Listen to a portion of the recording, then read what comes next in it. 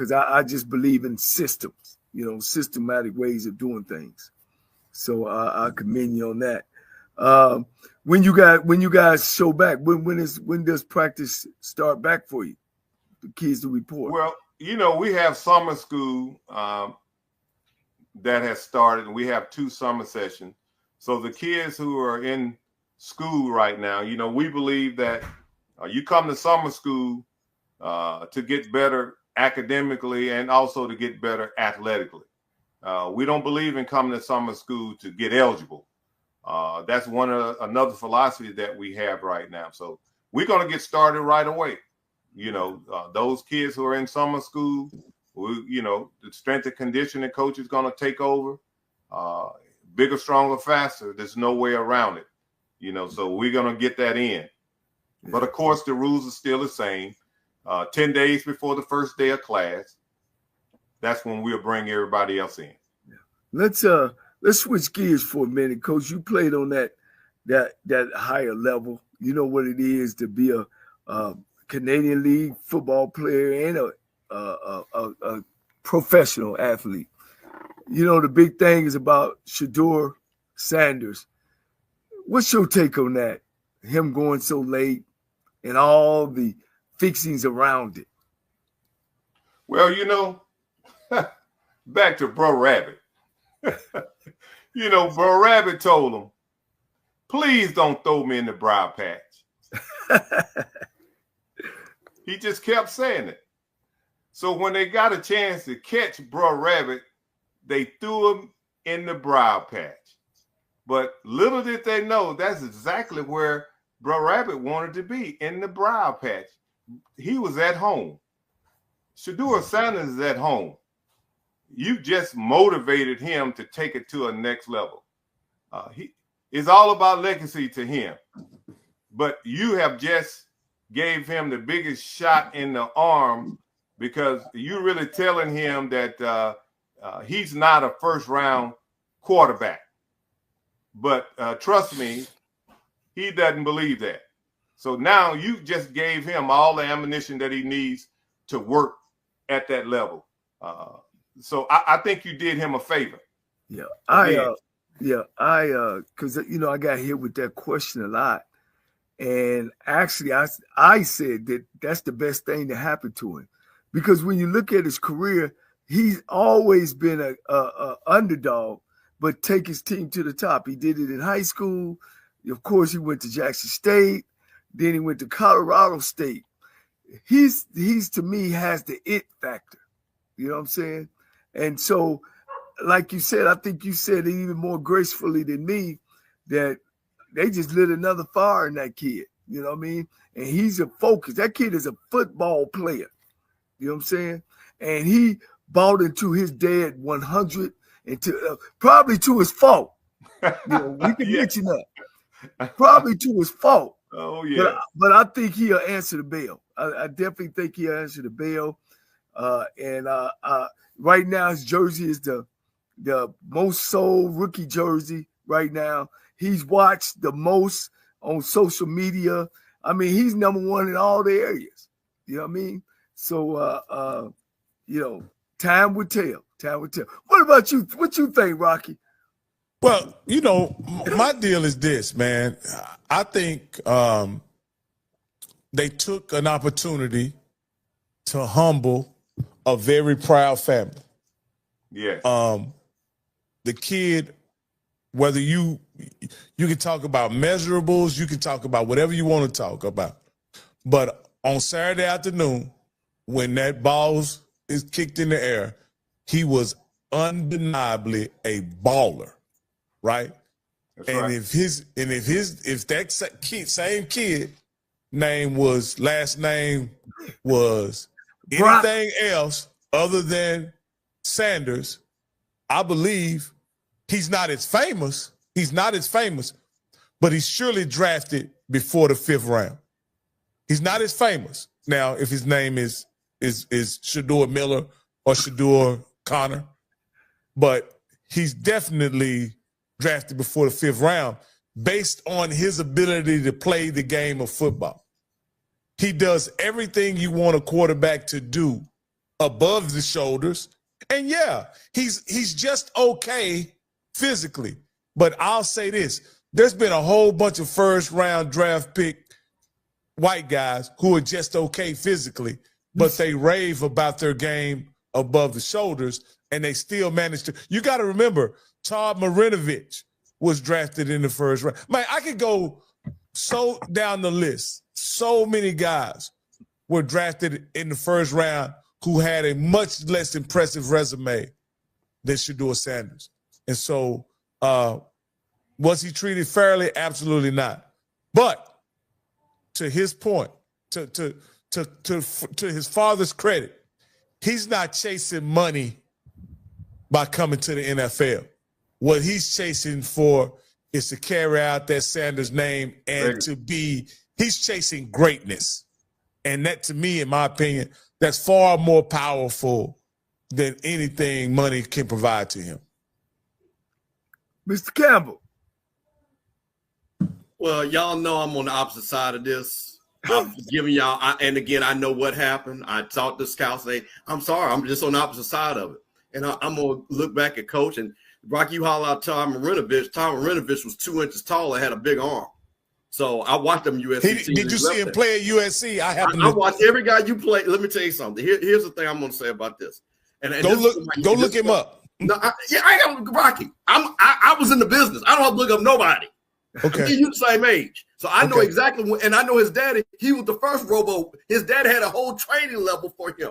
Okay. He was supposed to be the guy and dropped down because he got on drugs out in the SC. That's the reason why he dropped down to the Raiders, because he's supposed to be a #1 pick. See, that's what I'm talking about.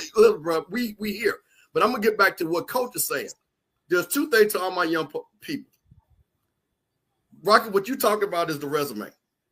When you go apply for a job, the first thing you send is your resume, is it not? Absolutely. That's exactly what you just said. But there's also a very important thing, and what Coach talked about, is you have to interview. Because no matter what your resume is, if those people don't feel you when you interview, there's a problem. Now, there are things that we have heard, we can believe it or not. But one thing that I have said, and I will believe this to the day I die, you can't go into a job interview and not give your best foot forward. You cannot be late. You cannot say, I kind of don't want to do this, because to the point you're going to work for somebody. And I'm telling you, that coach right here, Coach Conner, is going to teach his kids that on both sides. Not only what you do on the field, is how you present yourself. So while I'll agree that should he been a 5th rounder, man, probably not. But like I told you, and I shared things with both of you all of what Scout said. And these were HBCU guys that were in these rooms that were disappointed of some of that. So for me, I kind of got to split the middle, because I get concerned because, again, when we say that, because there are a lot of black quarterbacks that have to work hard, that have to do it both ways. And while I understand why you're saying the white quarterbacks, I'm not going to argue that point. Matter of fact, Mr. Trubisky is a perfect example. Mac Jones is a perfect example. So, but here's the thing about it. What's crazy? Those guys are still bigger than Shedeur and have bigger arms. But compared to the guys that the black quarterback that had the equal talent, they were not as talented. And see, that's where we can't get confused either, because I can show you black quarterbacks that were of equal size and talent. Okay, I can't take a guy that is 6'3.5", got a rocket arm, and say Shedeur is better than him. I can't do that. I can't do that. So that's just, What was the kid that came out of Florida State? You'll be familiar with this. The kid, his wife works on ESPN now. I can't think her name. Christian Ponder. Yeah. Ponder. But see, again, I'm going to say this again. There's two parts to this. And, Coach, I know you're going to do this with your players. There is a resume you submit, and there's an interview that you have to do. So, Rocky, would you submit to this from what you heard and what you said? Do you believe he did his best interview? No. So let me say this. You got to understand, Shedeur is the first quarterback in NFL history to be drafted and not take the Wonderlic. He didn't take the Wonderlic. And tell him now to his point, his daddy didn't take the Wonderlic either. But his daddy ran a 4.2 was an all-time great. This is why we can't do this. See, you can't see. You know what? Listen, man. His dad was a consensus All-American. Listen, 2 years ago. Listen, women. See, this is what we even cheat. No, I'm not. What I'm saying is all-time great. No, I wasn't saying it. I wasn't saying it for the reason that to say Shedeur was equal to his father. I was saying that his father had a blueprint that he abided by when he went to the draft point. And to Coach Connor's point, he maybe followed his father's blueprint to a point, and based on the position he plays, his measurables, right, he wasn't afforded the grace that his father was given. Well, his father didn't need no Rocky. His father didn't need. See, Deion Sanders didn't need no grace. Okay, they could have held it against him that he didn't interview. No. See, this is what they could have held it against him. No, because this goes back to the point. They don't. If you got the size of speed, listen. Everybody remembers what's my guy that was a quarterback that got drafted by the Raiders that played for LSU. Jamarcus Russell. Everybody knew that this guy was not going to be a cop, but because he got on his knees and threw a football 70 yards, and he was 6'5", 240 pounds. Who is that now? Jamarcus Russell. That's somebody getting grace. I recruited him out of high school. That was somebody that was giving grace. Okay, yeah, I recruited that kid out of high school. He was a thin kid. He wasn't no 200 nothing. He was real thin. Well, guess what? When he got to that weight room at LSU, that's what he came out at. But I think Jamarcus Russell also he ate his way into that, coach. He was no. I'll say this. Jamarcus Russell was also one of those guys. If you look up his Wonderlic, he's in the Vince Young range of Wonderlicks as well. Well, that's what I'm saying. So see, that's what I'm saying. All of that, if you have the size, and because again, if Shedeur could have did all that he did, if Cam Sanders, we wouldn't even be having this conversation. If he was Lamar Jackson that ran a 4.2 that had a rocket arm, listen, man, I ain't gonna. Coach knows this, and both coaches know this. We have people play football that are not brain scientists, okay? Brain surgeons. Okay, let's be honest. So I think sometimes, and again, I know people get passionate about this, but I guess just for me, I would have rather for him to put his best foot forward in these interviews, because I think then I could, because see what you do, and I'm gonna make my last point. Now shut up. What you do is you give people an out when you don't do that, because then they can say, "Hey, that's what happens." So that's my thing. That's my only concern about that. But you know what? But one other thing. But you know, Rocky, wait. One last thing. But it doesn't matter, because you know what? The football's a great equalizer. Because if he's as good as everybody's saying, he's gonna be the starting quarterback. And I think you have a great point there. I think I'll say this. The Sanders family didn't take the draft process seriously, right? I don't think it was about their seriousness of the draft. I think they misread the draft. They were reading their clippings, you know what I mean, and picking the team that they wanted to go, and it wasn't there. You know, the numbers wasn't there. You know, his vitals didn't add up. What you think, Coach Connor? You the Lane College NFL Dragons, and you know we putting you in your war room, and you got a kid that everywhere he's won is you know great, and you know that scenario.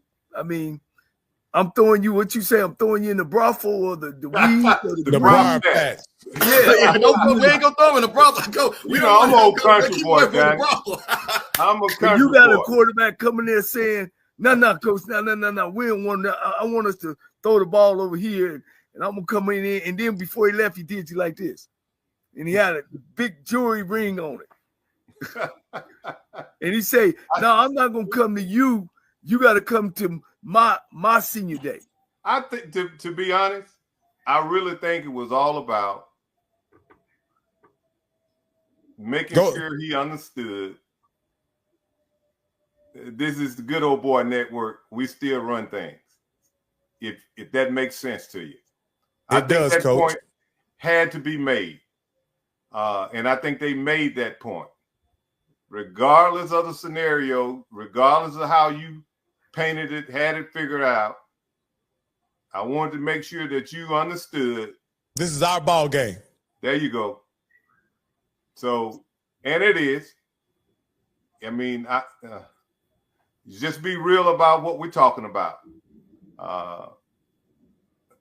They run that show. They do. You can say what you want to say. Whatever they want to happen will happen. We've seen it. I mean, I've seen a little bit of everything in my tenure. Even from when a coach, when you're told you need to lose some games, and now you let that be known, and now you can't come back to the good old boy network, that just shows you that they're still in control of it. Whatever they want to happen will happen. Whatever they allow, they will allow it. They still run that show. And to forget that, I think is a mistake. Just to piggyback, let me piggyback off of what he's saying for our audience about NFL and pro teams, period, across the board, across the sports. When they see that their season is at an end, it's about draft choices now. So they'll tell their management that they don't want, don't win games so they can get a chance to be the next first round draft choice. But go ahead, Rocky. And that's what I was going to point out. I was going to point out the most recent situation that everyone know. Everyone know, maybe you don't know, but Brian Flores, the assistant coach for the Minnesota Vikings, has a lawsuit against the pending lawsuit against the NFL, where he was offered money by the owner to lose games, and he refused. And of course, as we all know, at the end of the season, he was let go because he won those games that the owner asked him to lose. Yeah, that's true story. Yeah, and so, and what he's saying is the agendas of the owners sometimes supersede winning or anything else, for that matter. Or in this case, when you talk about Shedeur, what's good for the bottom line? Because I think there are teams that could have drafted Shedeur that he would have been good for their bottom line, as Cleveland is finding out. But again, they elected to take a hard line, and I hope the young man gets a fair shake to fulfill his dream to become an NFL quarterback. And once he gets on the field and gets an opportunity to play, we'll see what he can do. That's all he can ask for, because the game is decided in between the white lines. Yeah. Now, Coach, and I just want to ask Coach, I've been out of the game for a little bit, but I've been in education. You hear me, Coach? I hear you. Okay. I've been in education now 13, 14 years, coached in high school, coached on Pop Warner and stuff. Do you think, or do you feel that the kids are different? And if so, how? Because in my mind, I think the adults treat the kids different. I think it starts there. Again, I teach. I'm in middle school now. I've taught on high school. Now I've taught on every level. Let's just say that K through 5, 6 through 8, 9 through 12, and of course college. And I pretty much kind of stay my same way. I'm old school. They call me old school at the school. You know what I mean? But of course now you can't yell. So now I call it elevate my voice. You can't yell. Of course you can't cuss, and you definitely can't grab no face mask and no jersey or no shirt. But I still think I have success doing it old school, but by taking out those things that, and I get a great response. I don't get an automatic response like when we grew up, it's attention. But those kids, I say that I make them meet me where I'm at. No, I'm not your bro. I'm not buying into that. We're not ever going to be on the same level. And I think what happens now is what I see is, and like you say about working hard and people going out and getting talent, people not building football teams. They're just going to get talent. And we're cool, and everybody got their hat, everybody rubbing elbows. You know, of course, some of the great coaches are getting out of it. You've been still in the game. What is your take on that? I just think the kids got to understand you do right because it's right to do right. No other reason. You can't be motivated by the money. Now, we do know money is important, but that can't be your why you doing everything. You know, there is a higher calling. You know, I think if you don't involve Christ in everything you do, you're not going to be successful. You know, you mention earlier about Noah and Stanley Connor. Noah and Stanley Connor ain't about it. That's not what you should be concerned about missing. When you miss out on the real meaning behind everything, the real success behind everything, which is the death, the burial, the resurrection. If you don't understand that, what you do is not going to last anyway. So they got to know that you for real and that you care about them. Those are the most important things. Do right because it's right to do right. That's what you got to do. It's all about character, you know, integrity, service, in everything you do. Yeah. Integrity is one of those things. If you do that, it's going to cut out on a whole lot of problems because you're not scared. You're not nervous about anything because what you said yesterday, you can be able to say today because it's still true. That's why it's so important. We miss out on all that because we want everything quick, fast, and in a hurry. You know, we don't want to work. So that's what that NIL does to you. You know, you get it now. You don't understand the value of working, becoming good at your craft. You don't see the value in working hard. You know, you have things handed to you. You know, that's what they feel. A lot of people feel with the Sanders situation. It was handed. No, but you do need to. You gotta understand hard work. That's got to be a part of what you do. And you can't, when you study the scripture, for some reason, I know a lot of people think it's all about learning about Christ, but when you study the scripture, you learn so much about yourself. At least that's what happened to me. And that's why I do what I do. I teach what I teach. It's the love of what I do. This is my calling. You know, sometimes you feel a little apprehensive about really talking about your beliefs. But when you get away from that, it's not going to work. Yeah. It's all about that. Yeah. So, Coach, so you believe coaching has changed, well, I guess to adjust to the kids. No doubt about it, Johnny. Hey, no doubt about it. How many times have you seen coaches do stuff because they want to move up? Forget about the rules or what have you. They want to move up. So they exploit the kids, make deals with the kids. You know what I'm talking about. You've seen it. Yeah. Oh, yeah. Yeah. They'll make their own deals. I just don't believe in that. You know, maybe that's why I never really been on the D1 level. You know a lot of those guys, respect them, have great conversation, work for them. But I believe what I believe, and that's not what gets me excited. The main thing is the main thing. That's what gets me excited. We can't.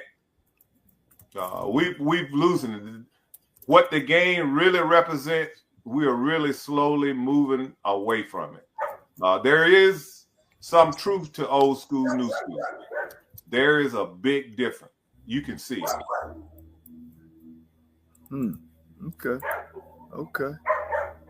Coach Campbell, you kind of old school, and I mean you deal at another level. But what you think about the new kid, the new athlete, the new kid? Because I already know it's the new coaches, and there always been coaches that we used to call player coach. But some people took that out of content of player coach, meaning some coaches they let the player be on the same level just to get something out of it. I don't believe in that. I definitely believe in make sure that you respect me, to be able to play for me, and I'm gonna respect you as well. And I gotta make sure I say that. What's your take, Coach Campbell, from seeing football for so long and the difference? You see more stuff on the sideline, more fights, more craziness, and players doing more things on the sideline than ever. But you know what, though, Coach, and I don't know what I'm here. You guys can hear me, right? Yeah, we hear you. Okay. I don't know why my picture's out, but Coach, but you know what, though, what's consistent? Even with all that being said, if we go and look to Coach's point on the highest level, on Coach's level, the 1AA level, you know what's funny? All the coaches that have the most disciplined teams win the championship still. It still doesn't change. I have yet to find, and maybe I'm wrong, and Coach Connor, you're there. I can't remember a team that people say, that was just a really undisciplined team, but they had a lot of talent and won the championship. I just don't remember that, even in all the different eras. You know what I'm saying? Like Coach said, they would say that a lot of people would say that about the Hurricanes. Well, even you know what? As somebody that was around the 2000 guys, I can't talk about the Michael Irvin class. I was around Vilma and those guys. Let me tell you something about those guys. That was the hardest working group of Ed Reed and them cats. That's different. Dumb dudes, bro. Listen, I was around, and I can, matter of fact, what's funny, if it wasn't too late, I can get a couple of those guys on that team to tell you that they did not play around in practice. They were about business. Hey. Now, the stuff, the playing around, because and people understand the showboat is one thing, but practice, what Coach talks about, the discipline and practice that those guys had to execute. And I saw that firsthand. But guys, don't let it fool you. Jimmy Johnson was a damn beast in that locker room. I met Jimmy Johnson personally. I was with him for a whole week. Jimmy Johnson, that man was about business, Coach. He was. They might have been on the outside acting up, but shit, when he say stop, they stopping, Coach. Well, I would say this. I had a long conversation one time with the first round pick of the Pittsburgh Steelers by the name of Leon Searcy. And he said the one thing that they were taught at Miami, and I think he won maybe three national championships while he was there. He was like, they learned from Jimmy how to manage how the players are supposed to manage the team. And that's one thing that I think that's what you were alluding to, Mr. Campbell, that in that particular era where they were, the players managed the culture of the team. And there was not a lot of situations where the coaches had to intervene. I'll just put it like that. As Leon explains it to me, the players kind of managed the team in that regard. And so I think that's where, what you were alluding to. But having the players run the team, people would say that that's undisciplined. You know what I mean? They would say that that's, Well, Coach, I'm going to ask both of the coaches this. To me, that's leadership. If you have and listen, and I just listen, Coach. I watched you guys on the sideline. You guys had leaders on that team, and I'm pretty sure you could correct me if I'm wrong. That there were things that you guys didn't need Coach Gordon to come and say, "Hey, cut the BS out," because you guys said, "Hey, cut the BS out." You know what I'm saying? And so, because again, I can talk about your cut. Listen, Darian Connor, Cameron Condors, and Andre Lloyd. Them boys were not to be played with in that linebacker crew. And I would go up and see these guys work hard and things like that. You play with Jackie Walker and Leon Sit, those, you know what I'm saying? Man, these guys were not to be played with. So, Coach, why don't you talk a little bit about that? You know what I'm saying? Some of that guys that are championship type guys, you know what I'm saying, that had, hey, we don't need the coach to say, hey, let's get up and do practice right. Look, in 1980, a lot of people don't remember. If you wasn't there at Jackson, you probably wouldn't know. We went on strike. People don't, I think it was 80. It had to be 80 because I was a freshman. And I remember those guys saying, the strike was about some things that we thought we needed. We should have, just different things on the field, training table, what have you. So they went on strike. But one thing they made perfectly clear, freshmen, this is not about you. We're going to go over here to Blackman Field. We're going to work. We're going to stay ready. You all better show up to practice and you better be on time. But we ain't coming. and that's what better had happened. You're right. The players, the older players who had gone through it, they raised the new players who were coming in. You didn't lose sight of what it was all about being the best. It was all about hard work. So even though there was a little turmoil, we went on strike, never stopped working. They worked, and when we got it all worked out, we came back together and we went on to win the championship. But a lot of people didn't think we were going to win, thought we were divided, but we were not. But you gotta, that's when you start talking about changing the culture. I hear that term used so loosely now. But changing the culture, when you come in, you see how things are ran and how things are done, you either get in line or get gone. It's no in between. It ain't no lukewarm. You're not straddling the fence. You either going to be good or you're going to be gone. And that's how it was at Jackson State. Everybody understood that. See, Coach, and you just said the word right there, which, and Coach, I think, listening to yourself, you being a player and you being a coach, I think really what you're saying, and which I know you're going to do, is are you going to create a winning culture that's going to sustain even after practice, as you say, in the dorms, in the classroom, when they leave Lane, the culture of Coach Connor and Lane of being champions and winners on and off the field. See, that's such an important word right there, Coach, which I just think that we miss a rock. I think that's what, to me, I've always seen it's two things. You have successful coaches that no matter what era, they are able to put this culture in to be champions. And it's passed down to the players, because then the players, as they say, each one teach one. That's and it keeps going on. Now it has changed. Now you impacting that household. He's going to raise his kids right. That's what it's all about. Now you're going to get more involved in the community. The community is going to get more involved, in the city itself and then the state. And now you're affecting the whole world. You're impacting the world. I remember when you got in trouble, the first thing came out of mom, dad mouth, I'm going to call the coach. That day is gone. We don't demand that kind of respect anymore. But you should. Like Johnny said, no, you're going to respect me. But that goes, you have to do what's right as well to get that trust of the family again. Because, again, the coach has abused his authority so much, it's almost lost. We gotta get it back.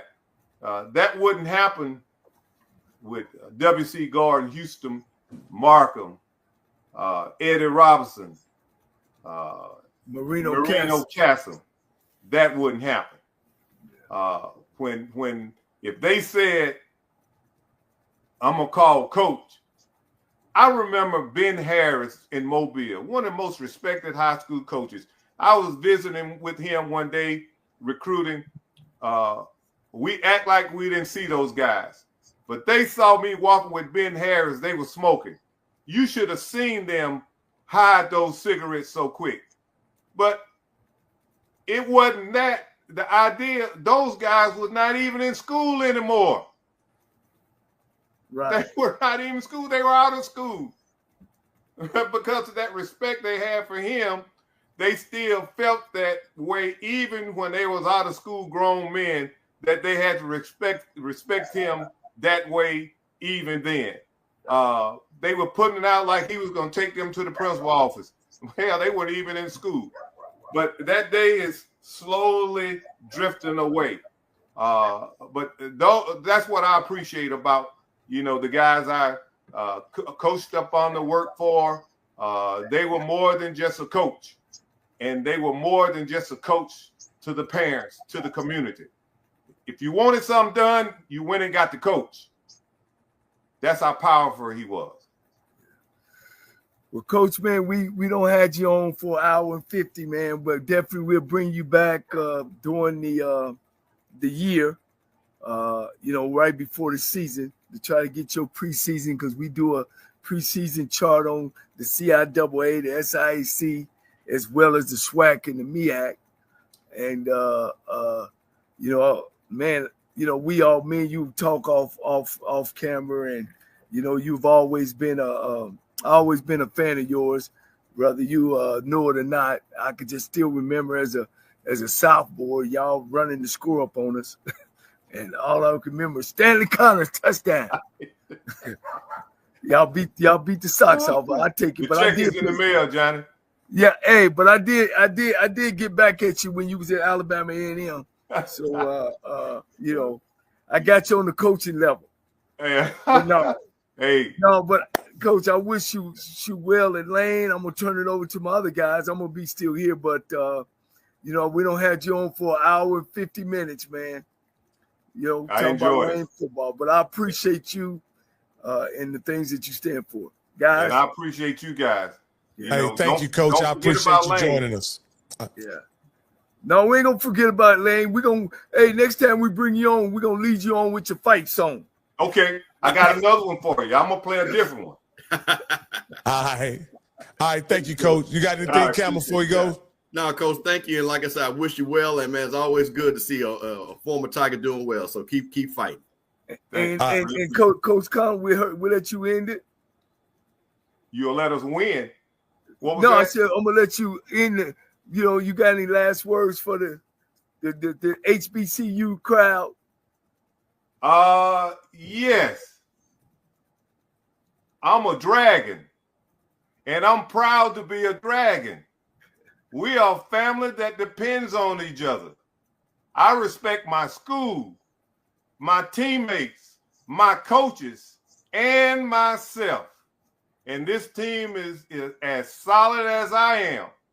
And I'll do everything I can to keep it that way. Teddy Keaton. Oh, man. Shots fired. Okay. Shots fired. All right, then, Coach. I'm going to have to clip that one, Coach. All right. Hey, Coach Cole, look like we got another coach that's rip-raring and ready to go at his new job, Coach. Yeah.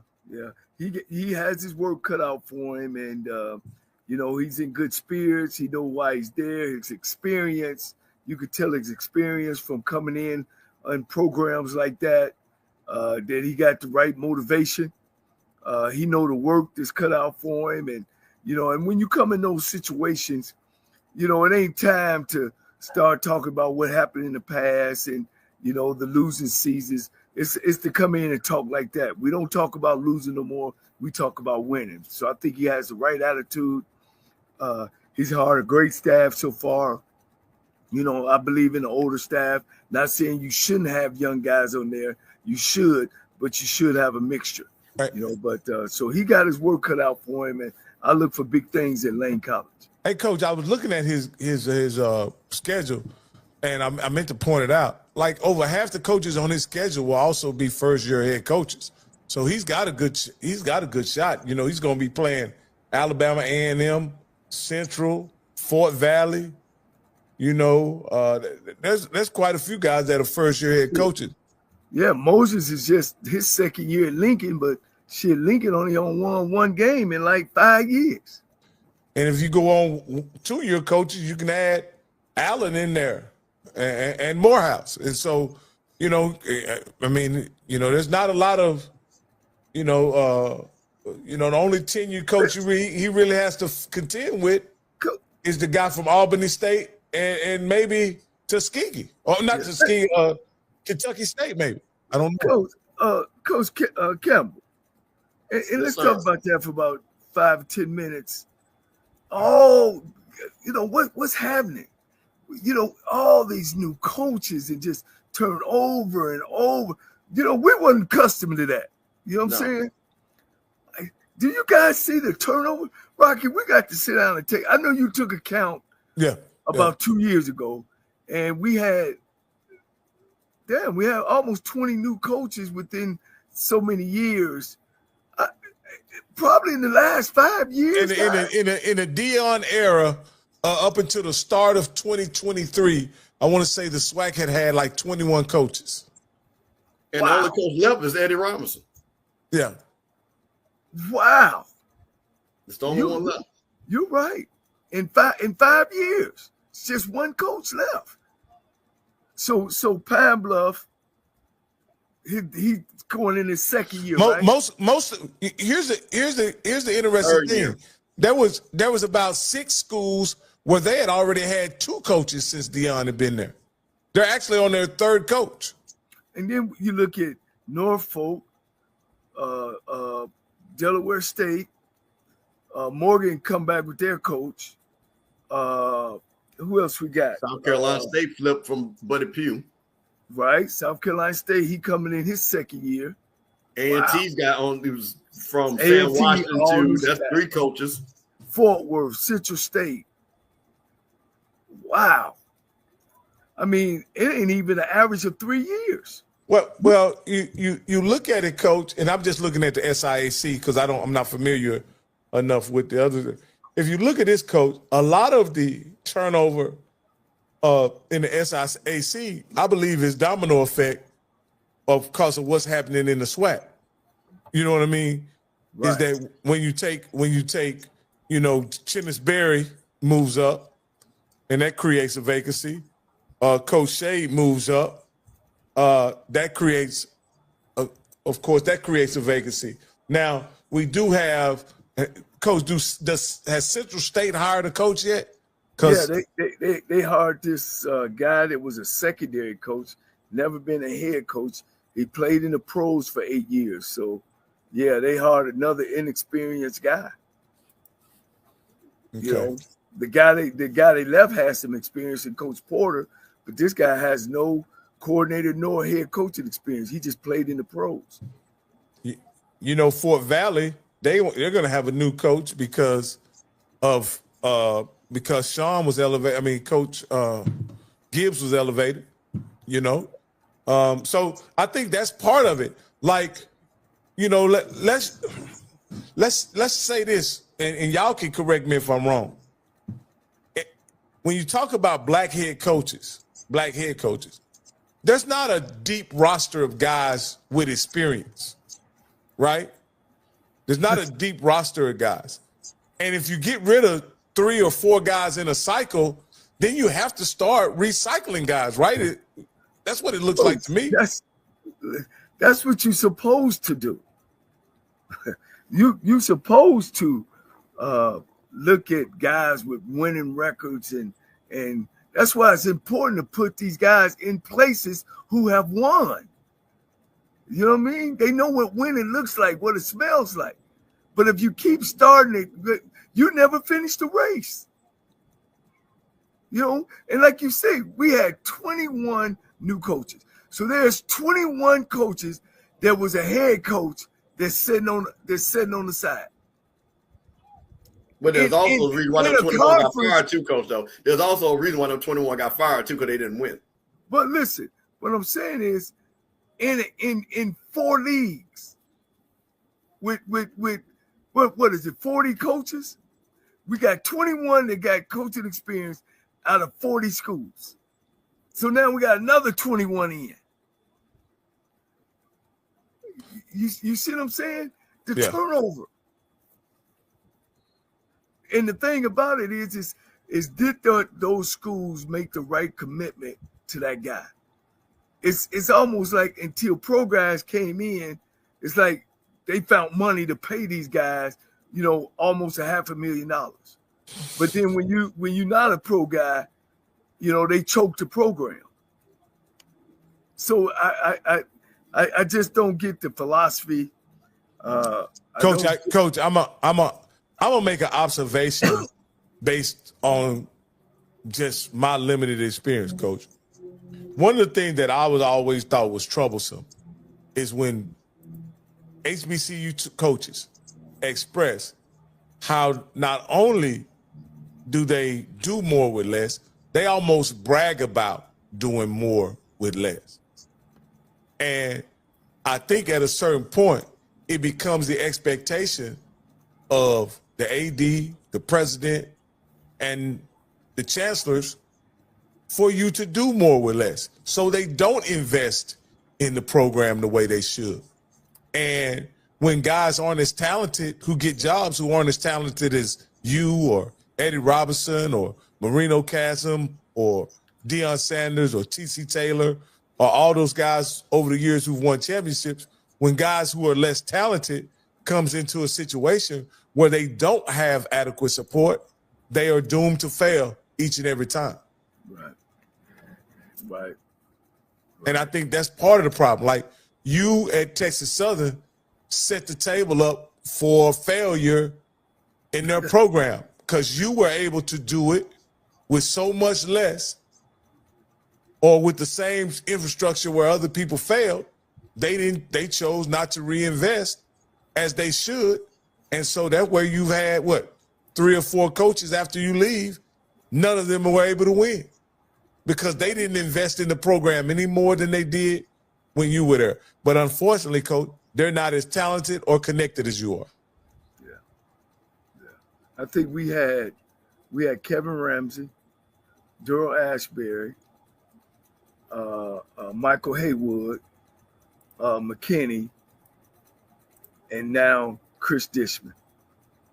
That's been 5 coaches in 15 years. So what is that? An average of 3 years or 3 years? Yeah. 3 years and out. So that means, and then what hurt them too now, if you give me 3 years and you don't hire me to January, Campbell, damn, that recruiting class is slow. You know, as I thought about what has happened in the HBCU football, and again, I'm not talking about historic, I'm just talking about just the process. I believe this.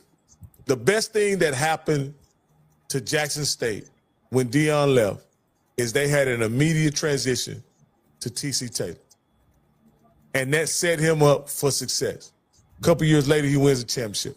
I believe that Coach Cozy was put behind the 8-ball by having the better part of a month and a half where the Florida A&M job was in limbo.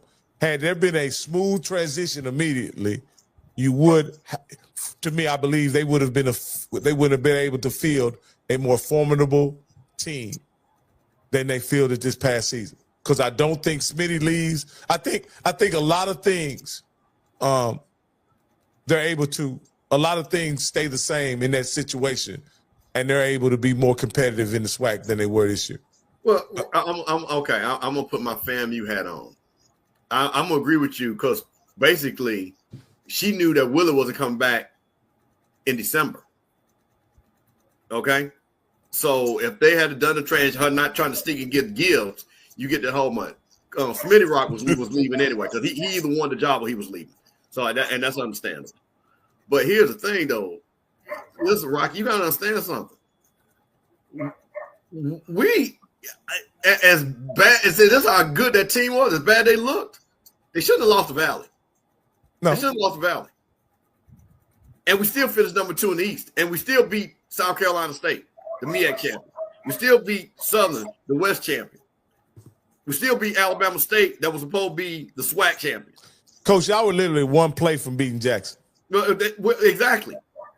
So that's what I'm saying. As bad as people say, that's why I'm like, people act like we were 5-7. You know what I mean? You know, so again, but you have to understand, y'all went 2 years, y'all went 3 years without losing the game to anybody else other than Jackson State. And we shouldn't have. But again, and Coach knows this, and we talked about it. It was the offensive coordinator. That's why we had. Listen, he got fired when he ran an option play on the 1-yard line against Valley.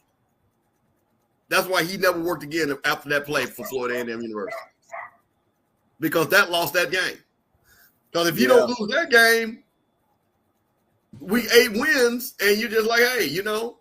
But sometimes you need that. Sometimes, like I say, it was divine intervention. The point I was making is a lot of the administrative things that happen on the HBCU level affect what happens on the field. And I think if there was one spot, me personally, I think should get tightened up is the administrative aspect of how they deal with football and other sports.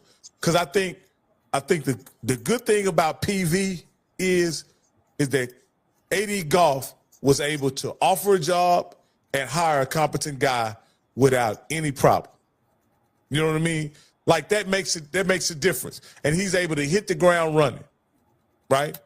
And similar to Alabama A&M, able to offer the job and hit the ground running. In situations where schools like, I think Valley is going to kind of pay the price for having the job hang out there for a while. I'm going to be perfectly honest with you. It ain't a place that I've been that we haven't won a championship where the president was okay to get a head coach whatever he needed to get there. When I was at Southern under Pete Richardson, man, they gave Pete whatever he wanted. But Pete had a D-line because his kinfolk knew the president, and the president chose him. When we went to Tennessee State, my brother was the 4th choice after 3, and the president stepped in and said, I want this guy. And the president stayed with it. Made sure he was successful.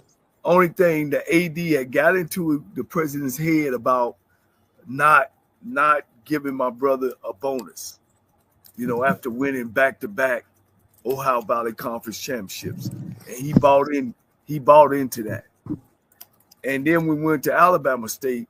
We had a Board of Regents guy named Donald Watkins, made sure that we had everything. Matter of fact, he had called a meeting for us with the president, the AD, and told them, we on a conference call. Give them what they need to do to win. And we done that. And then, of course, you know, my route to Lane College, I had a V-line straight to the president. And he gave me what I needed, you know, to perform. And he fought people off of me as well. So I think what you're saying is right on, Rocky, that those are things you need. And I said it earlier, you know, with Coach Connor, you know, you win championships out of that president's office, you know, and they give you what you need to perform at the highest level.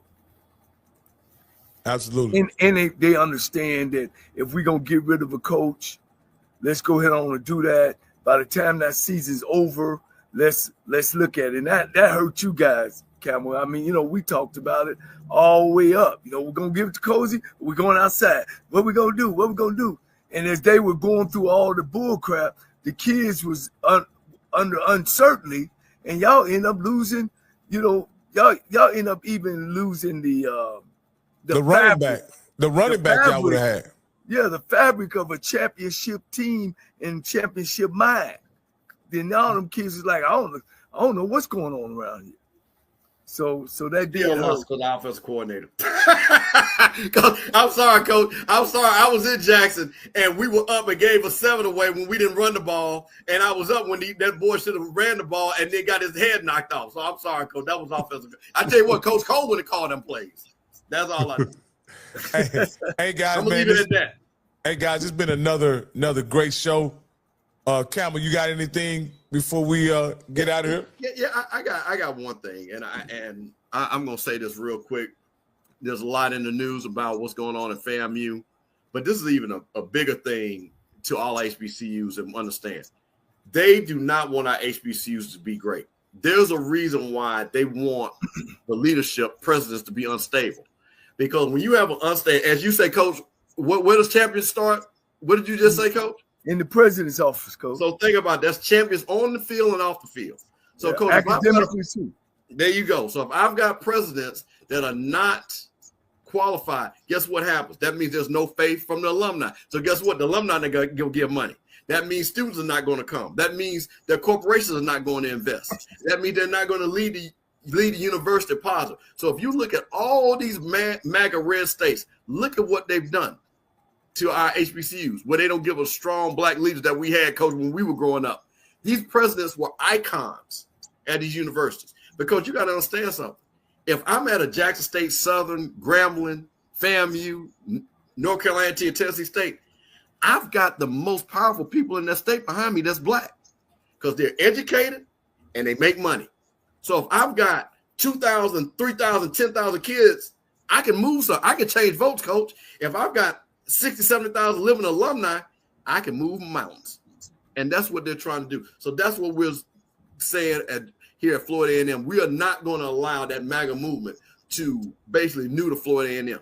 So that's why I've got this background. Where's the young lady come from? Well, so she is a DeSantis plant. She was not originally far as the people that applied for the job. She came out at the last minute. She doesn't have any educational background. She's a person that does not have our values. And that's the thing about it. So what you get, you see this in all these schools. So why would you bring a person that has no academic background, a person that believes in moving private money, public money to private schools? That ain't in our best interest.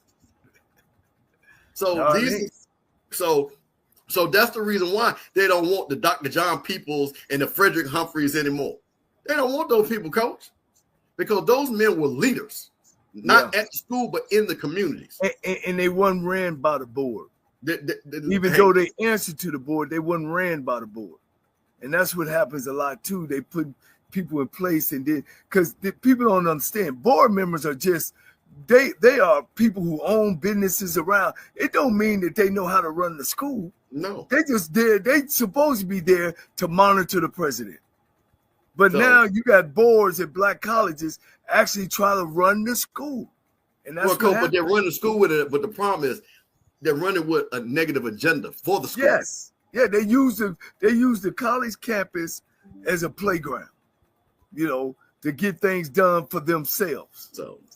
So that's what I'm saying. So that's why, again, if you look at the state of Mississippi, Valley, Jackson State, and Alcorn, look at and I'm telling you something, I'm from Jackson. Those Jackson State people said, do not hire these people.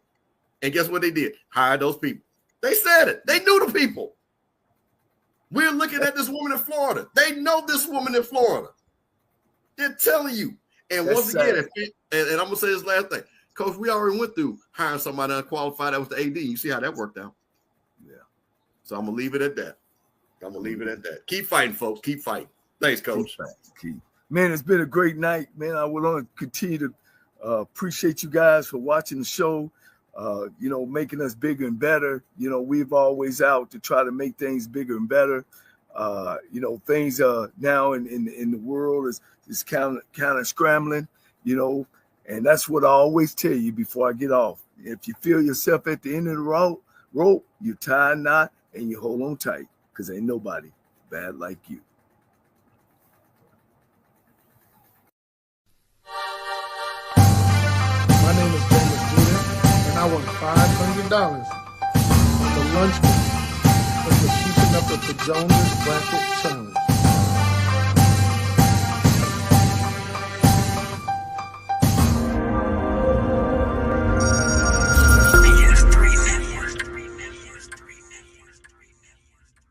BS3 Network, changing the way you watch TV.